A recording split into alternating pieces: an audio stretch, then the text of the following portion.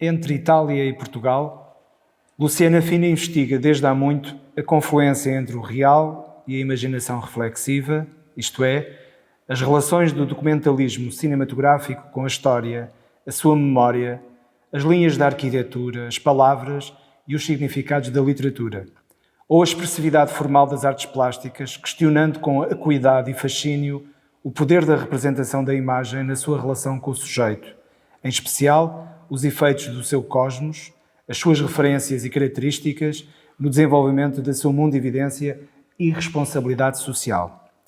Luciana Fina realiza uma obra de profunda empatia e sensibilidade, onde coabitam em harmonia as dimensões estética, existencial, social e política da sua mensagem de solidariedade geracional e civilizacional. Os seus trabalhos são, por isso, exercícios de uma implicada reflexão sensorial que ajudam a definir, em termos conceptuais, uma ideia de comunidade. Com Luciana Fina, a expressão artística individual só apresenta resultados quando afirma uma aposta gregária, uma teia de relações entre os sentidos, o intelecto e a consciência do nosso lugar no mundo com os outros. Isto é, quando o eu se transforma no nós, a partir da experiência partilhada da obra de arte. Luciana, muito obrigado por teres aceitado este nosso desafio da tua exposição individual no Museu do Neorrealismo e citando a narrativa de Terceiro Andar, a instalação vídeo de 2016, pergunto, em qual língua vais contar esta história? Explica-nos um pouco, a partir desta ideia, o que podemos ver nesta tua nova exposição apresentada aqui no Museu do Neorrealismo. Então, em primeiro lugar, agradeço-te muito este convite e estas belas palavras sobre o meu trabalho, em que me reconheço e a sua plenitude me toca muito. Obrigada. Este percurso e esta ideia de ocupar aqui o espaço da contemporaneidade neste Museu do Neorrealismo acaba por quase responder a essas questões. Isto é, num espaço onde se celebra uma das épocas brilhantes da relação entre o eu e o mundo, com o neorrealismo, o fato de existir também um espaço para acolher o devir também do pensamento contemporâneo nessa dialética agrada-me muitíssimo. Tanto que com este convite acabei por pensar que era interessante para mim realmente construir um percurso. E construir um percurso a partir de um conceito, que acaba por ser não um conceito que nasceu na origem do meu trabalho, que me conduziu, mas quase um conceito que se foi revelando ao longo do meu trabalho. E o seu título, O Móvel e o Imóvel, fala de muita coisa. Nesse sentido, fala realmente, em termos de linguagem, da ideia que tenho frequentado dessa mobilidade e deslocação do cinema contínua.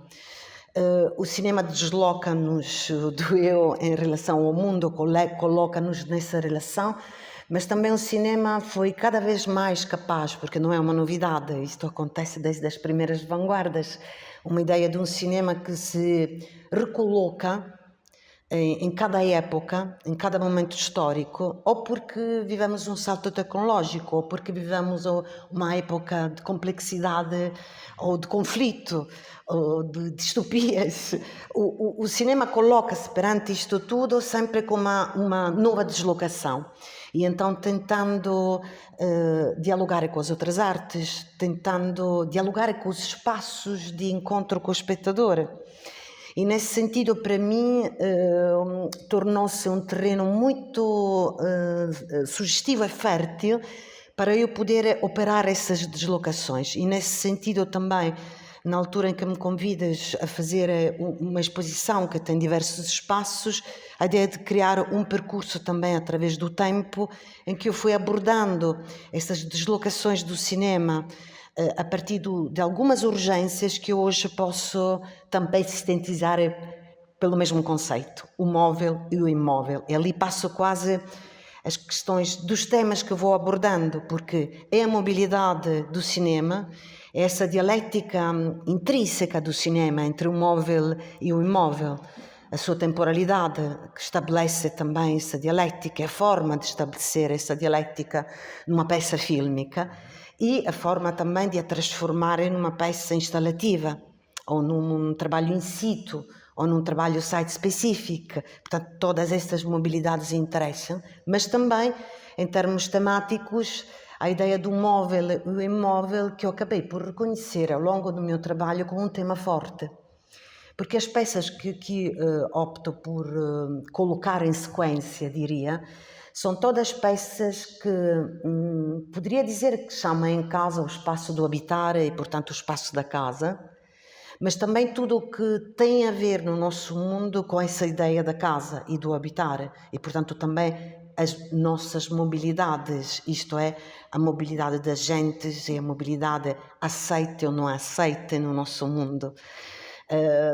Quando eu comecei a filmar documentário, lembro-me que ainda estava em Itália quando começaram a sair uma série de publicações sobre o Nómada Global. E eram publicações do antropólogo que eu estimava muito na altura, e quando vi que a publicação era financiada por uma companhia telefónica, por um grupo de média e de telecomunicações, percebi também e comecei a sentir onde é que estávamos a ir, porque a ideia de exaltar uma nova figura nómada, portanto, o conceito de nomadismo deslocar-se para um nómada global, aquele que é capaz de deslocar-se em qualquer lugar com as suas ferramentas e operar dentro das suas competências em qualquer lugar, mas quase nessa entidade mais fluida e pouco em relação com os lugares onde ele está. Portanto, essa figura errante, de novo, cavalheiro errante, mas de facto que não combate nenhuma luta. Características muito próprias. Com características muito próprias. E lembro-me que na altura, o meu primeiro documentário nasceu dessa sugestão, porque fiquei muito inquieta quando, ao deslocar-me aqui para Portugal, no início de 2000, depois já da primeira década de vida aqui em Portugal, dos anos 90, a altura em que em Itália a questão das migrações já era muitíssimo presente, muitíssimo dramática, em Portugal, e por claras razões socioeconómicas, o fenómeno já ainda não existia. No início de 2000, eu tinha feito este documentário sobre a comunidade cigana em Portugal em 98, mas também me dei conta que no tecido urbano começava a ser presentes os acontecimentos mais dramáticos, tipo, aconteceu uma primeira rusga na Praça do Martim Moniz, coisa que eu nunca tinha visto em Lisboa acontecer. De repente estavam todos os migrantes deitados no chão, numa operação policial, uma rusga. E realmente aquilo foi justificado por uma questão que, volto às companhias das telecomunicações, tinham denunciado um tráfego de cartões telefónicos ilícito. No centro comercial, na Moraria. Sim, e portanto, na verdade, naquela mesma altura, a grande companhia telefónica aqui estava a fazer uma campanha que era exemplarmente assim, fazia eco a tudo isto, porque eu tinha produzido uma primeira série de cartões pré-pagos, era a altura dos cartões pré-pagos, dirigido ao mercado dos imigrantes. Tanto que a iconografia desses cartões eram figuras iconográficas mesmo do migrante. Faço um exemplo, uma fascinante mulher indiana, com toda uma beleza em volta de mistério, portanto um orientalismo puro. Dois rapazes com belos corpos, as cabritas do outro, cabo-verdianos, e com a potência assim, de um corpo e de um sol que os ilumina num exercício físico. E por aí adiante. E, portanto, a contradição de ver ao mesmo tempo, e de facto os trabalhos acabam por nascer assim, quase por um embate com a realidade, é algo que perturba, e que precisa depois da produção de um gesto, porque realmente aquela rusga aquele centro comercial, eu nessa altura, e vivo ainda perto do Martim Moniz, no bairro das Colónias, na altura era um bairro muito pouco aconselhável, e como se sabe, os artistas vão viver para estes bairros primeiro. Depois conta nos livros de sociologia que quando chega o primeiro curador está quase a chegar a gentrificação. Por acaso aconteceu mesmo isso literalmente no meu bairro. Mas nessa altura eu lembro-me que até os colegas do meu meio olhavam para esse bairro como um bairro que não era nem agradável nem aconselhável. E realmente era carregado de uma negatividade, e o centro comercial da Moraria havia pessoas que tinham medo de entrar, extraordinário. Havia um estigma, não é? Em torno de... Um fortíssimo estigma, só que tinha também uma singularidade, e realmente, como sempre, este país, pela sua história, pela sua dimensão, garante-me sempre essa especificidade que, devo dizer, me dá força, porque de qualquer forma é uma diferença. Neste caso, como dizia, era uma degragem no tempo que permite que as coisas aconteçam de forma diferente, quase. E então encantava-me também isso, esse fenómeno chegar mais tarde, produzir de repente uma imagem tão violenta como uma rusga em um sítio, o centro comercial da Moraria, onde, ao contrário das outras grandes cidades onde se cria o mercado dos indianos, dos orientais, o mercado dos ciganos, o mercado dos africanos e os bairros correspondentes, o centro comercial da Moraria era uma Babel que idealmente reunia o comércio dos produtos de origem dessas comunidades e servia essas comunidades nas necessidades diárias. Shampoo, sabonete, pente, portanto tinhas ali de facto o shampoo para determinado cabelo, o pente, tudo aquilo que refere realmente os rituais do cotidiano de diversas comunidades. E, portanto, introduz assim, nessa metodologia de trabalho que tem muito a ver com o acontecer e depois o embate com o acontecer é um gesto que se possa transformar também num próximo devir, novamente em movimento. E esse acontecimento, essa observação da tua parte determinou o teu trabalho a partir daí, na relação que tinhas com o espaço concreto de Portugal e de estares neste país, também para trabalhar, não é? Para fazer o teu percurso. Eu diria que nessa altura, como disse, surgiu um documentário sobre a comunidade cigana, ao sabor dessa inquietação, e surgiu este trabalho que vou mostrar aqui, que vai abrir o móvel e o imóvel, que se chama CCM Posto. Eu acho que o nosso posto vai ser o 11º, se não estou enganada. Agora vamos confirmar depois na publicação. Porque essa ideia de posto tem a ver também com a ideia que essa peça nunca é a mesma. Porque, na verdade, opera uma articulação de dois mundos à distância, do mundo da migração, do mundo baixo, do mundo inquietante, do mundo exógeno e inquietante, da figura do migrante e dos seus espaços, e o mundo das artes como mundo alto. Então eu nesta peça, no fundo, através de um dispositivo de vigilância, coloco imagens gravadas noutro tempo, porque as imagens são de facto de 2000, mas simulam um dispositivo de vigilância que repete um gesto, que é o gesto do olhar vigilante, o gesto do olhar que quer vigiar o movimento das migrações. E o faz através de um dispositivo encenado nas escadas do centro comercial da Moraria para vigiar o movimento dos migrantes no seu andar pelas escadarias. E depois outro monitor onde vigiamos o movimento dos visitantes do museu nas escadas do próprio espaço onde nos encontramos. E, portanto, há aqui um movimento entre espaços diferentes à distância de dois mundos e tempos também diferentes que recolocam a questão da vigilância, da forma como nos colocamos perante as migrações e o nosso próprio movimento, ou admitir outros movimentos, à distância desses anos todos, agora à distância de 24 anos.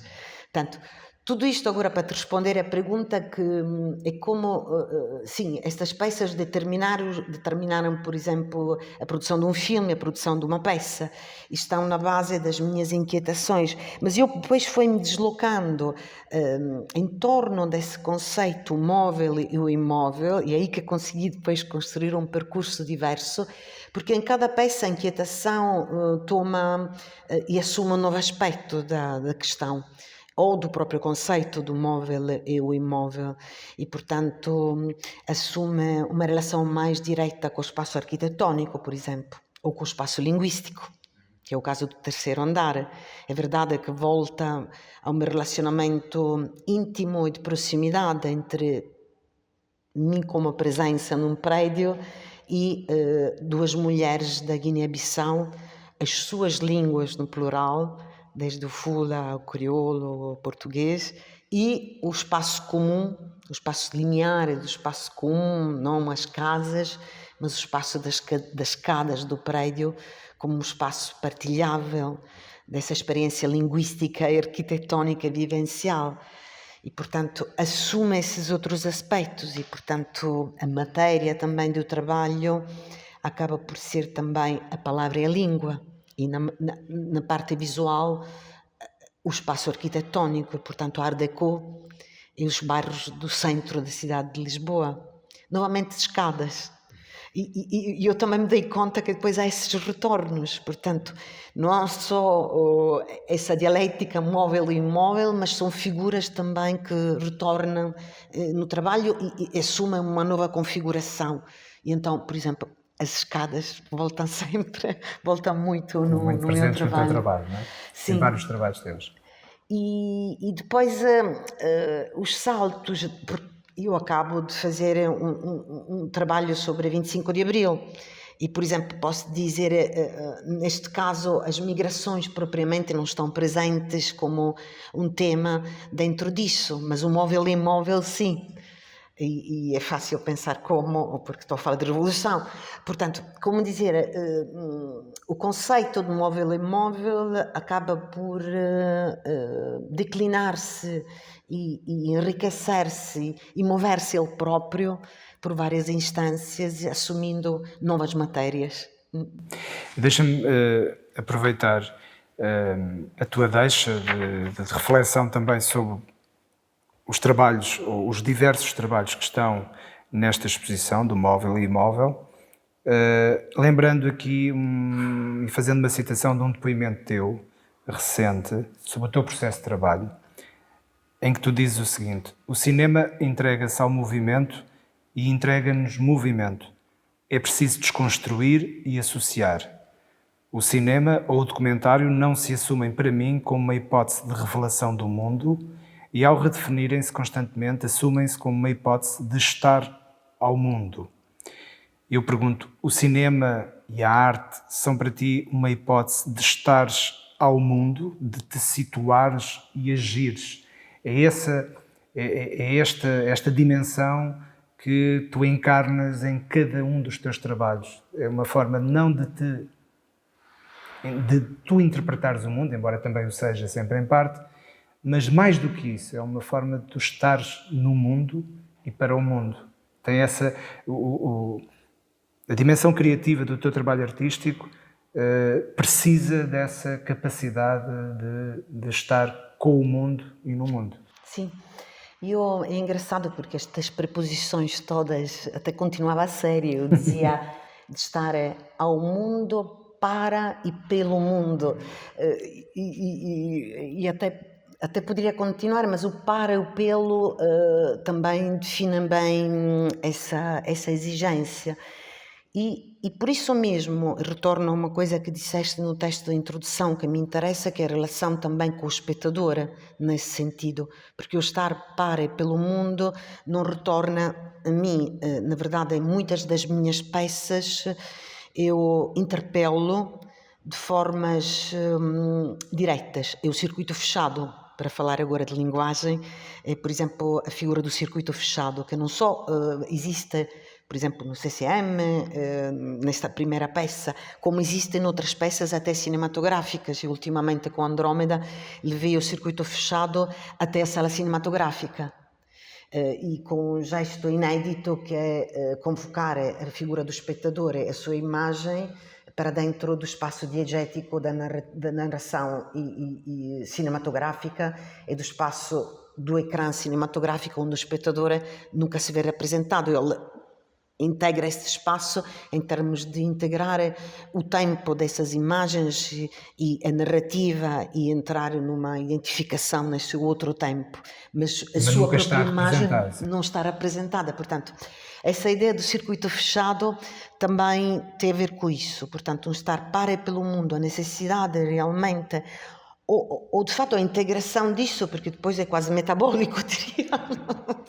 Sim, porque acaba por ser uma exigência, porque de facto o cinema ensinou-me isso, e o cinema documentário, que é aquele cinema que nunca, desde há muitos anos, e com grandes figuras também dos documentaristas que eu prefiro, é uma observação do mundo que é também proximidade, participação, relação, interpelação e nunca informação sobre o mundo ou mera representação do mundo, ou o configurar mundos como uma ideia de pudermos responder às exigências ou pudermos dar respostas. Aqui não se trata de respostas, para mim é quase produzir uma inquietação, por isso a interpelação. O circuito fechado, historicamente, desde a videoarte, que o elegeu logo como, como algo que proporcionava isso, é interessante nesse sentido, porque é muito explícito. E então, trabalhar estas formas, e aí chego também à questão de porque é que vou para o mundo da arte, porque vou para o espaço instalativo, porque é que vou para esse diálogo e novo espaço. Realmente, de forma natural, essa ideia do móvel e imóvel e essa ideia da deslocação colocou-me perante questões que são estritamente cinematográficas, por vezes. Portanto, por isso que digo a necessidade de desconstruir e depois construir e depois associar novamente, porque é quase essa vontade de desconstruir a linguagem cinematográfica para podê-la estilhaçada reconstruí-la num novo espaço. Portanto, é um trabalho contínuo, é um trabalho que está sempre a reerguer-se, a desconstruir-se com uma nova interpretação, com uma nova construção. E aí eu identifico muito naquilo que vou observando do teu trabalho, há uns anos a esta parte, que para ti a fluidez, o conceito de fluxo, de algo que transita de um lado para o outro, seja em termos disciplinares, no campo artístico, da criatividade artística, seja inclusivamente na questão da linguagem ou das línguas também, seja na observação da questão da memória, do peso da história ou da sua ausência na nossa consciência, que tu interpretas todos esses valores com base num principal valor que é a fluidez. Para ti, suponho eu que tu não consegues encarar a criatividade e a tua forma de estar no mundo com a criatividade e com os outros sem pôr em ação a todo o momento essa consciência de que tudo é fluido e que nada é estanque, não é? Trabalhas muito por aí, essa tua recombinação entre o cinema de sala de cinema com o cinema instalativo no espaço das artes, as referências à videoarte, mas depois a referência à história do cinema. Todo este balançar é um balançar que é de grande inquietude, de inquietação, mas também nunca deixar estabilizar as coisas, não é? Sim, é engraçado, há bocadinho estava a ter uma conversa sobre esse conceito da fluidez, porque é engraçado porque eu diria que ao ser tão fundamental isso para mim, as idas e voltas, salvaria sempre a dimensão dialética. E nesse sentido, quase dentro desse conceito de fluidez, uma oposição. Sim, não é uma fluidez anárquica sem construção de sentidos. porque para ti a dialética e o posicionamento e tomares, no fundo, a palavra e tomares a imagem como algo que significa, eu não estou a colocar a questão da fluidez pelo lado do indiferente, não, Sim. pelo contrário. Sim. Mas a fluidez faz parte. Não estava a pensar nisso, que me tivesses a colocar nesse sentido, mas de facto a fluidez é um estado onde vejo. Sim, agora estou um bocadinho a jogar de abstração e a pensar nos conceitos. E então penso na fluidez e penso que a operação dialética deixa. Há bocadinho estava a reler um texto que escrevi noutra ocasião sobre essas questões da casa, numa minha participação no Family Film Project, que dá em Barros do Filipe Martins, no Porto, colocava essas questões num texto que acabei por escrever, onde partia da figura do Buster Keaton. E agora quase que me apetece dar-te a figura que me vem à cabeça quando eu penso porque é que estou a pensar nessa dialética e o que me interessa nisso, porque no filme que eu adoro do Buster Keaton, One Week, sobre a belíssima casa móvel, que é também um sonho de amor, é um sonho de intimidade, é um sonho também da possibilidade, não é? Da construção, da fantasia, e isso tornar-se uma imagem de uma casa que de repente é uma casa que já em construção, como tudo isto, não garante a estabilidade. E portanto, não é propriamente uma casa fluida, mas é uma casa que não garante a estabilidade. Então o corpo do Buster Keaton, que já integra em si esta dialética, porque se pensarmos que a cara de pedra do Buster Keaton fala de imobilidade e o corpo dele fala de uma extrema mobilidade, é um corpo que sintetiza este valor e no cinema e para o cinema introduz esta dialética. Portanto, a sua figura, por exemplo, em relação a esta casa, que também se instaura como um sonho de amor, resiste até o fim como um sonho, mas se torna uma casa que até o Buster Keaton monta numa plataforma giratória. E quando a casa começa a girar na tempestade e ela começa realmente a destruir-se, o corpo dele, em vez de se opor a esse movimento, entra em movimento com a casa.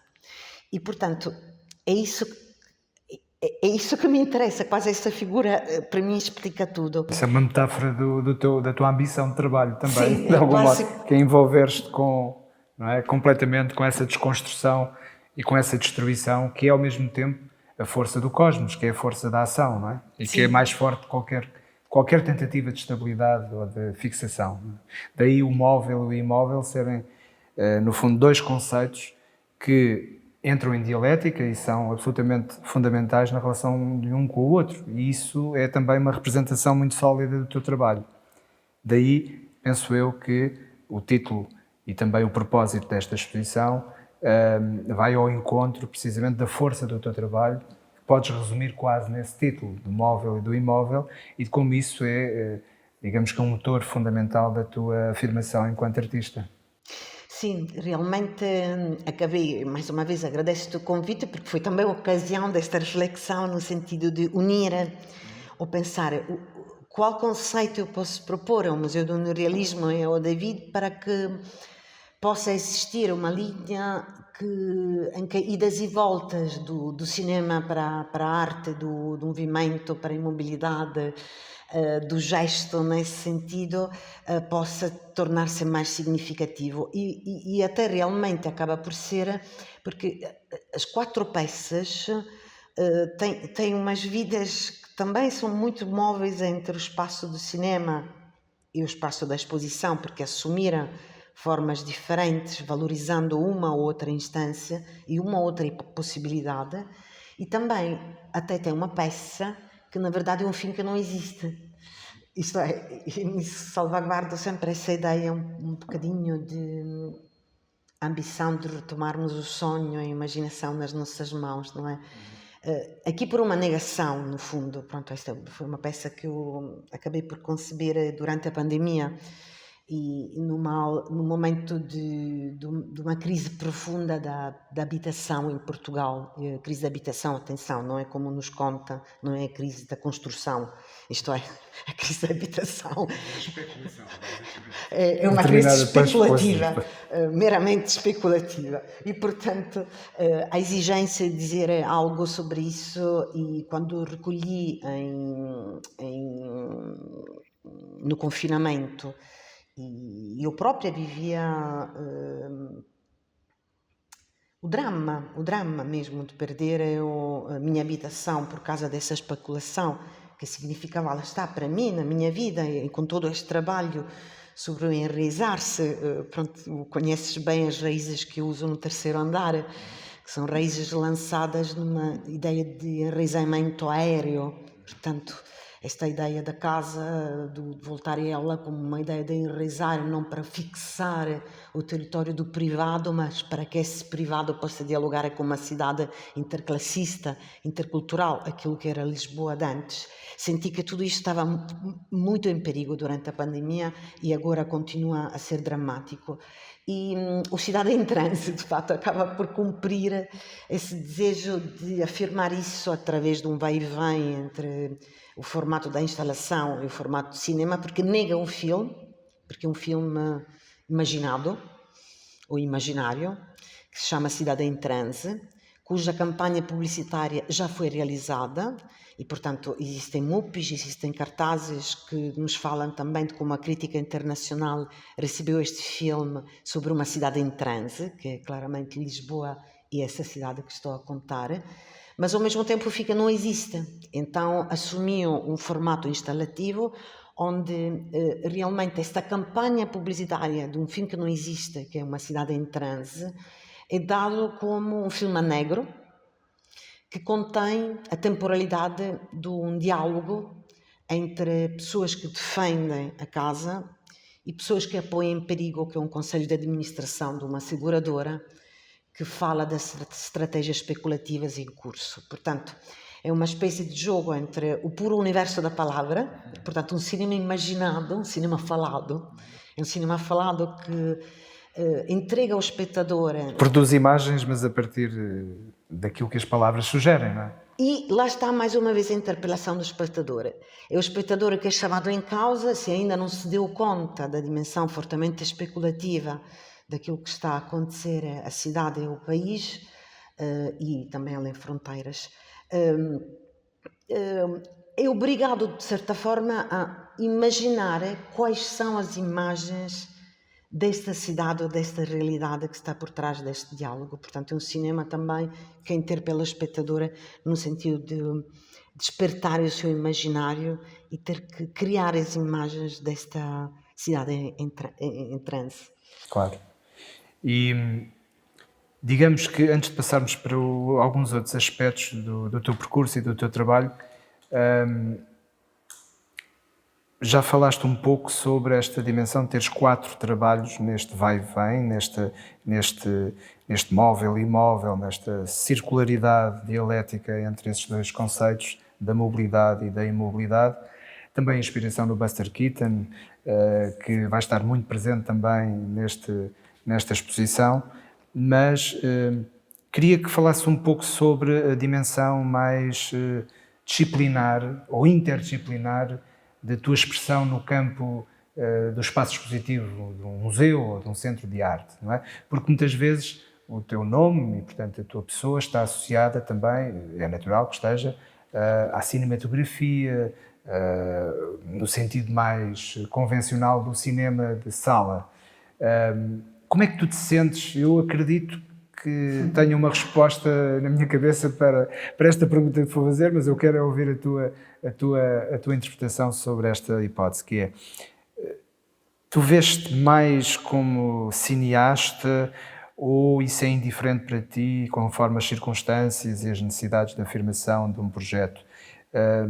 Porque eu conheci-te no campo mais das artes plásticas, entre aspas, no campo expositivo, e, no entanto, o teu percurso também é um percurso de grande afirmação no domínio da cinematografia documental, muito mais ligado ao documental, mas onde por vezes há momentos e objetos em concreto que têm uma forte dimensão também ficcional, onde o real, a nossa condição contemporânea está muito presente, mas onde a ficção também espreita, não é? E, portanto, apesar de estares muito associado ao cinema documental, onde é que tu te moves melhor? Se é que esta pergunta faz algum sentido para ti. Não, é uma pergunta que faz muito sentido e, sobretudo, porque provoca. Eu quase vou observando onde este meu movimento e as formas que depois assume, mesmo ultimissimamente, tenho reparado que quando falam do meu, o que está a acontecer é realmente muito engraçado, que quando eu apresento um filme e dou a minha biografia, por vezes se torna claro que a história mesmo do meu trabalho, portanto ter peças instalativas que se calhar estão numa coleção, ou onde se torna claro que de facto quando se faz um breve assim, percurso de onde é que apresentas os trabalhos, são tanto festivais de cinema como bienais ou museus ou galerias e portanto isto propriamente fala per si, não é? E depois vejo o que é que eles, quando reduzem depois a biografia, é muito engraçado, porque ultimamente também acontecer muito, que quando estou Qual é a tendência? no contexto do cinema, eles falam mais de mim como artista. Funciona ao contrário, ok. Isto adoro, porque é muito engraçado, porque parece que cada área, digamos, mais pré-estabelecida como uma área específica, me assume como outra coisa. Mais uma vez o móvel e o imóvel, não é? A dialética entre o cinema de sala e o cinema ou o cinema instalativo no espaço da arte. Não é? É que acaba por ser simpático, porque depois eu penso, realmente, às vezes tenho muitas mais conversas com os curadores de artes sobre a questão da linguagem cinematográfica, do seu estilhaçar e recompor e essas questões que vêm do campo de cinema e vice-versa. E, portanto, eu, por mim, e aliás já tenho dedicado escrita e momentos assim de colaboração com a revista da DocsPT, que era da Pordoc, sobre a questão. Eu falo da arte do cinema e, portanto, nesse sentido, não é nenhuma novidade, vou às origens e gosto de citar as origens. Sim. Tal como me ocorre pensar no Buster Keaton, e, portanto, voltar aos anos 20, as primeiras vanguardas já nos sugeriram isso e realmente nós sabemos do Abel Gance que é possível montar horizontalmente e compor fluxos temporais de imagens no mesmo espaço, em vez que Isto é uma linearidade ter uma do tempo, alternativa. portanto, lá está, essa montagem nasce já no campo do cinema. E depois, hoje em dia, fala-se muito disso nas artes, embora, por exemplo, ao meu ver, de forma contraditória, eu vejo muitas obras monocanais no espaço das artes. E pergunto-me depois qual é a sua distância da sala cinematográfica, porque, por exemplo, eu normalmente me desloco para o espaço expositivo quando me é muito importante a composição. Pois. Quando me é muito importante ocupar o espaço fachado, de modo diferente com as imagens. Sim. E não com o monocanal, não é? Sim, o monocanal, por acaso, aqui tenho uma versão monocanal do terceiro andar, mas nesse sentido, nem sequer ela é simplesmente monocanal, porque tem a palavra também projetada no chão. Sim. E como tenho essa componente da palavra muito forte, essa questão das línguas, da hierarquia das línguas, o espaço da palavra, de repente, não é absorvido pelo ecrã.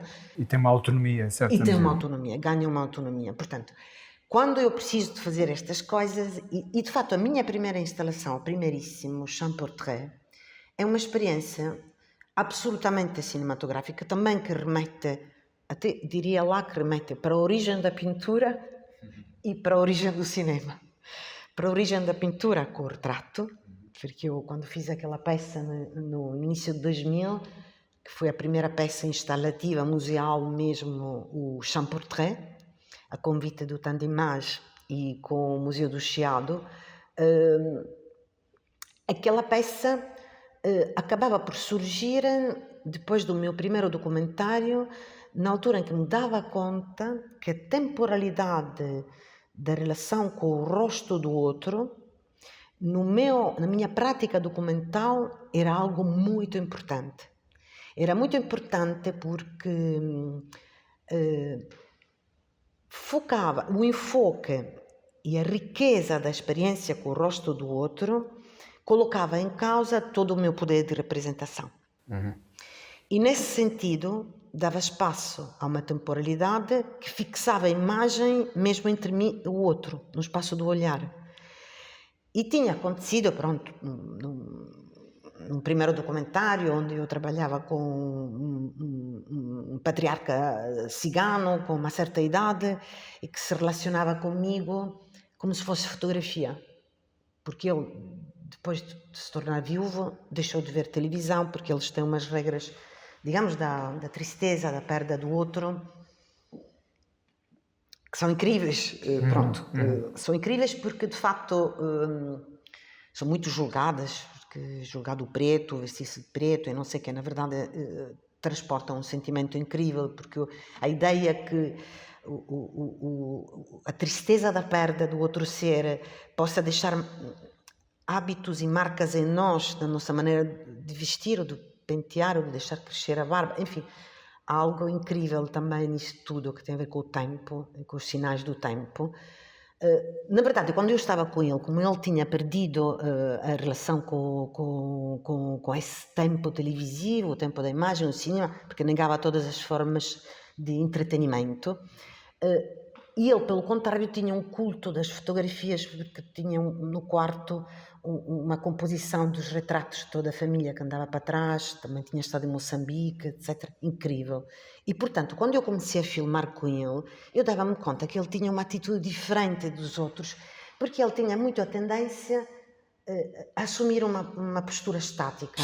Isso aproximou-te da história das artes visuais, da pintura e da fotografia. Apesar de estares no campo do cinema, a própria realidade que estavas a focar, que estavas a querer, com quem querias dialogar, foi-te abrindo um caminho que te aproximou da instalação, porque te aproximou do retrato e dessa via da história da pintura, não é? Sim. E da fotografia.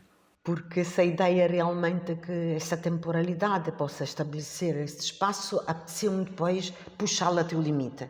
E percebi que mesmo na hipótese da composição eu podia reforçar isso, porque de facto a peça que resulta é um trítico e eu adenso num único espaço 3 experiências temporais de 1 hora. E portanto puxei a experiência até o limite, que é um retrato fílmico com uma duração de 1 hora, com 3 mulheres de 3 idades diferentes, com que eu me relaciono numa condição de instabilidade da minha parte, porque funciono com a câmera à mão, o que significa colocar-me na mesma emoção física dessa sustentabilidade do tempo de 60 minutos e, portanto, colocar-me também numa posição de poder e realmente negar a ideia que eu esteja a retratar o outro para poder entregar um retrato no sentido um retrato da figura, da personalidade, da espessura do outro, da ideia do outro, mas sim entregar a relação dos olhares e o tempo dessa relação. E o adensar-se num trítico proporcionou-me essa ideia que a composição, eu poderia ter feito um trabalho cinematográfico para a sala, mas precisava desse tríptico, desse estilhaçar em 3, coisa que era impossível no campo do monocanal da própria sala de cinema e da projeção cinematográfica mais convencional. Em termos convencional. plásticos reduzia-me muito, claro. Porque reduzia muito a escala também do retrato a um puzzle muito pequeno sobre essa ideia. Deixa-me fazer-te uma outra questão e que diz respeito a algo que num filme in media res, um filme sobre o arquiteto Manuel Tainha, há algo que me inquieta e que me obriga quase a fazer esta pergunta por mimetização de um questionamento que o arquiteto Manuel Tainha fazia a si próprio e que para ti também foi muito importante. ele dizia muitas vezes para si próprio: para que construir? Não é? E só assim é que faz sentido alguém ser arquiteto, estar sistematicamente a colocar-se a questão, a autocrítica, de se vale a pena continuar a construir. Isto para um arquiteto é de uma dimensão filosófica, existencial, de grande compromisso com a sua ação. E eu devolvo-te naturalmente a questão, se tu também te colocas perante a situação, para que filmar? Devo dizer que mesmo ultimamente surgiu-me essa questão de forma muito explícita quando falo com colegas ou amigos, porque realmente eu sinto que esse questionamento surge cotidianamente na minha existência. E posso dizer que isto eu não me estou a colocar no lugar do herói artista, nesse sentido de todo. É mesmo uma questão de inquietação. Porque até digo, e nesse sentido até se transforma numa questão política, porque se houve um tempo aqui em que essa pergunta surgia, como contei há pouco, porque eu encontrava uma rusga, ou porque, agora mais ultimamente, porque vejo a especulação entrar nesse delírio de poder absoluto na sociedade portuguesa. Há realmente, hoje em dia, uma questão que tenho prazer em falar dela, e tenho refletido dela trabalhando agora nos anos 70, nos meus últimos filmes, tanto em Itália como em Portugal, que é o papel do intelectual e do artista. E acho que essa é uma questão, pronto, é uma questão gramsciana, não há dúvida que no meu caso tem essa raiz que ficou uma questão em aberto. Em toda a positividade que para mim tem uma questão em aberto. Isto é, quando eu digo que é uma questão gramsciana, eu não quero remeter para o passado, estou a remeter para o futuro, no sentido que é uma questão em aberto que me ficou como uma inquietação e que me parece que hoje em dia, mais especialmente, por isso que digo, essa tua pergunta me obriga também a fazer considerações políticas. Se eu, por exemplo, nos anos 90, toda a minha postura interdisciplinar, interclassista, toda a minha dinâmica do móvel e imóvel me pareceu integrar até uma política das artes e da cultura que na altura se tornava muito explícita. Era uma altura em que se fez muita política para favorecer o surgir das estruturas independentes, para dar realmente meios à criação mais independente, que pudesse ganhar pernas para construir alguma solidez.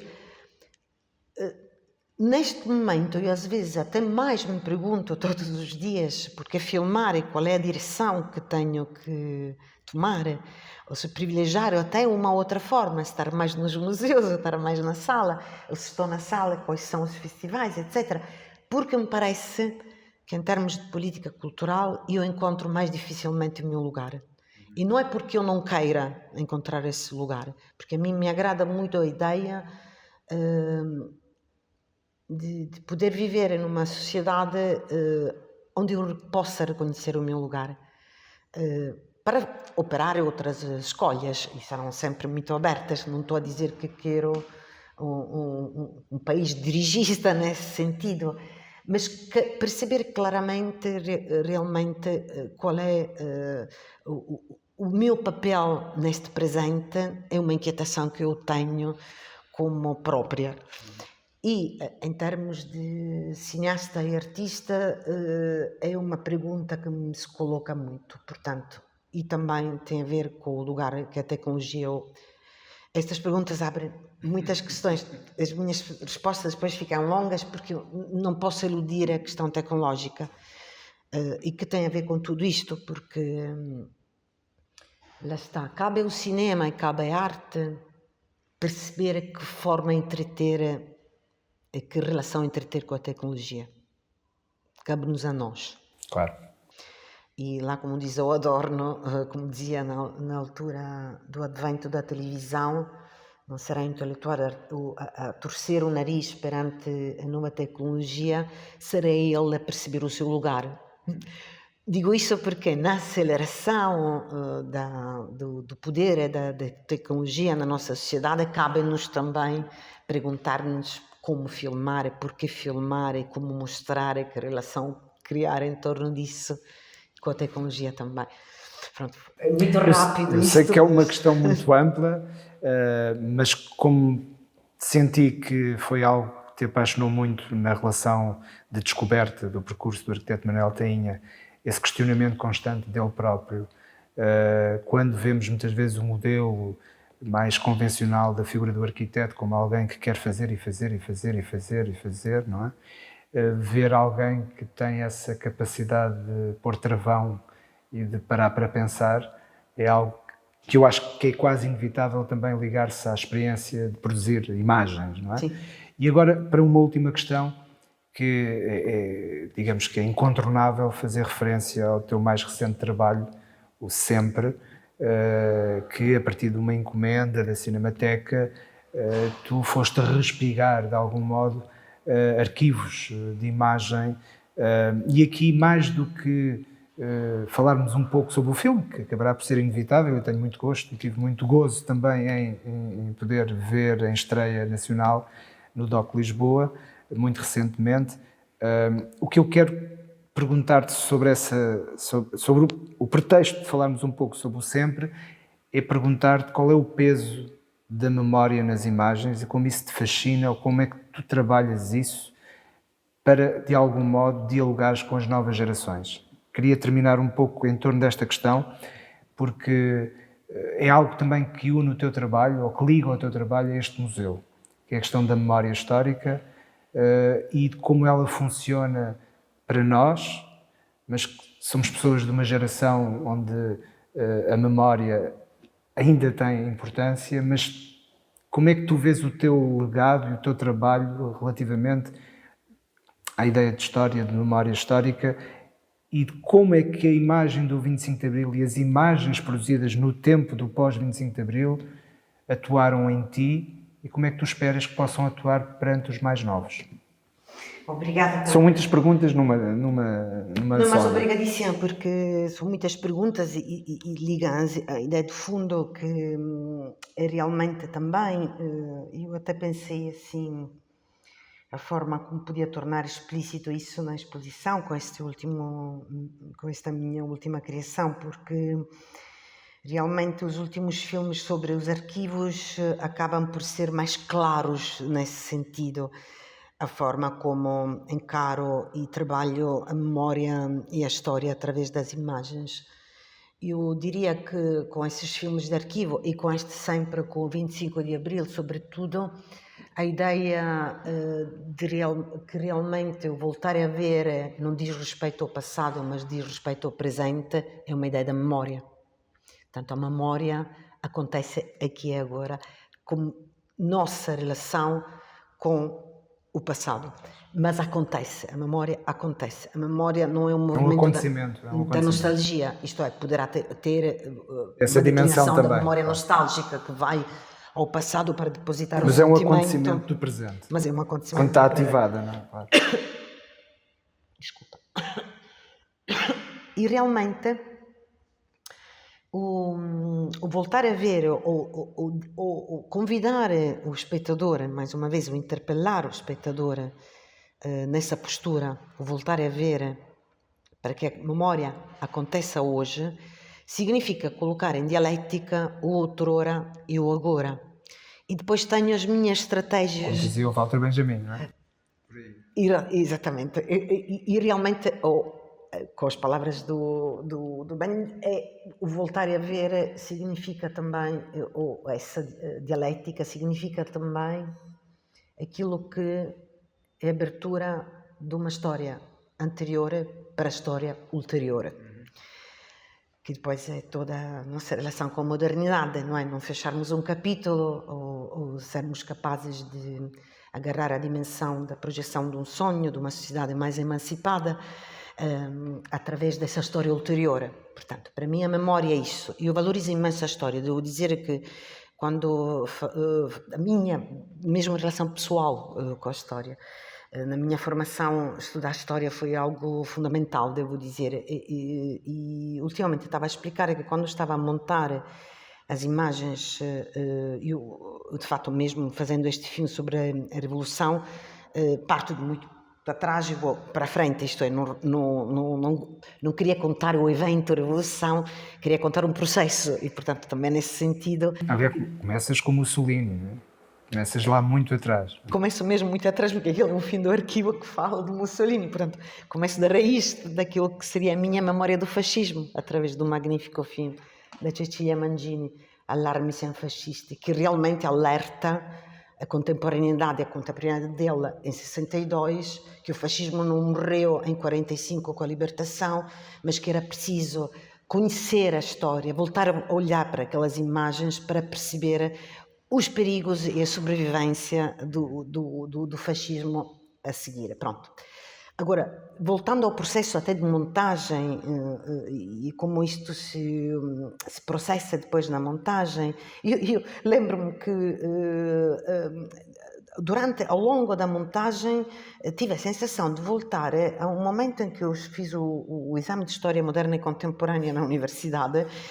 Eu tenho problemas de memória, sempre tive, não sou uma pessoa que funciona muito com gavetas mnemónicas muito grandes, tipo, tenho que pôr sempre o pensamento a andar para as coisas recircular, não consigo armazenar muito, portanto eu estava angustiadíssima, porque a História Moderna e Contemporânea é um exame daqueles onde tens que também exercer uma capacidade mnemónica, mas lembro-me da emoção, e nesse sentido quase uma emoção poética da história, mas poética e ali quase penso no Pasolini, na força do passado, na ideia de como a história informa a nossa estrutura e até dá ossos à nossa poética contemporânea, porque lembro-me assim que quando estudava a história, quando chegava às alturas das revoluções, todas elas, parecia que as páginas viravam sozinhas. Portanto, no exame em que eu tinha imenso esforço, eu tinha uns tomos grandes para estudar, e eu quando chegava àquelas alturas tinha a sensação que as páginas corriam mais rápidas e quase virassem sozinhas, porque aquela energia da história, da mudança, da emancipação, dos gestos que de facto fazem com que o sonho se torne construção e ensaia isso tudo, fazia com que as páginas andassem quase sozinhas. E voltei a pensar nisso enquanto montava este filme, que é também um exercício poético. Eu não queria, não se veem os políticos, só no final se veem numa página de jornal, mas eu não tenho as imagens dos políticos, dos coronéis, das pessoas que de fato foram os grandes protagonistas. Eu tenho as emoções, tenho indivíduos, tenho pessoas, tenho multidão, figuras individuais que assumem elas esse andamento da revolução. E, portanto, nesse sentido, a relação com a história e a relação com a memória é também uma proposta para relacionar o tempo presente e o tempo futuro, e nesse sentido a nova geração.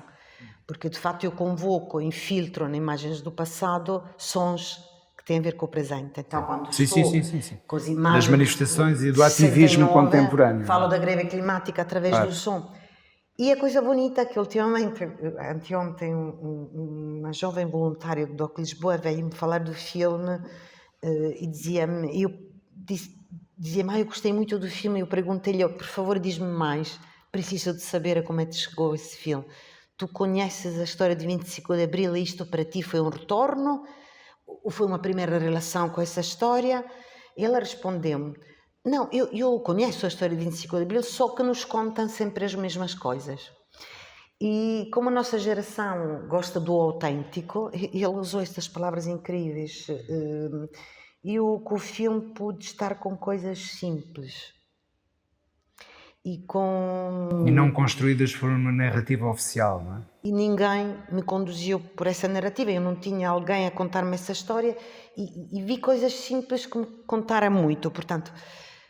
Perceber realmente, lá está, que mais uma vez o potencial do arquivo, voltar a ver, poder abrir esta história ulterior. É isso. Eu penso que este teu último filme, que também está enquadrado nas comemorações dos 50 anos do 25 de Abril, é não só um contributo para uma reflexão a partir de materiais de arquivo, e que tem uma dimensão poética fortíssima, mas que também consegue projetar uma hipótese de reflexão para aqueles que já não têm nenhuma ligação. Estamos a falar de 50 anos, não é? Não são 5 anos, é meio século, e que há várias gerações que já quase não têm contacto com essa memória. E, portanto, esse trabalho é um trabalho de grande contributo também à nossa capacidade de observar o passado, pensando o hoje e, naturalmente, projetando para o futuro aquilo que queremos dos valores de Abril relativamente ao próximo tempo, aos próximos tempos. Espero muito que sim, porque eu refleti, por exemplo, que a distância que eu tenho da libertação em Itália de 45, de 25 de Abril, que temos esta belíssima coincidência de 25 de Abril. Ser 2 dias de libertação diferentes, mas comuns em alguns aspectos, sem dúvida. Tem a mesma distância que esses jovens podem ter do 25 de Abril. Interroguei-me o que é que eu tive que me permitiu receber um legado que foi sempre vivo em mim. Porque eu, de fato, com a resistência italiana tenho uma relação fortíssima. Mas uma relação fortíssima no sentido que quase me sinto com uma certa responsabilidade em defesa da democracia. De dares continuidade. E grata por aquilo que os resistentes fizeram, enfim, honrar o exercício da minha liberdade também nas artes, no cinema e nos meus gestos também do dia a dia. E pensei muito, e foi o cinema. Eu, quando era pequena, via-se muito o cinema na televisão.